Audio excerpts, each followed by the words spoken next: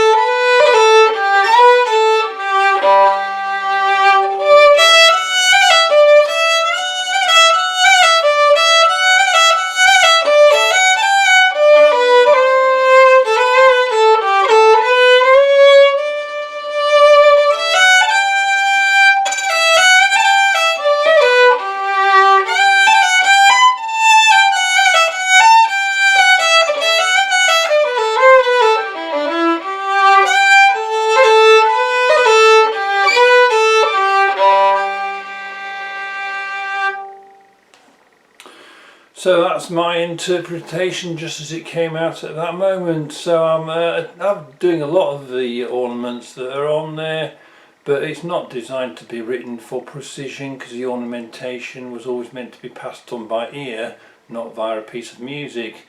So it's got a bit of me in there and a lot of what's on the music, and nice piece of music. Lament for O'Donnell. So a couple more tunes from the Schott Publications Irish Fiddle Solos book. Tommy Billy's Favourite and the Bank of Turf. So these have got plenty of ornamentation put on. I've added, well, my playing has invaded that space as well, so it's a bit of me and a bit of what's on the music, and a bit of whatever has to come out when I play it. So Tommy Billy's favourite, which is a 6/8, is the double jig, and the Bank of Turf, which is also a double jig. Here we go.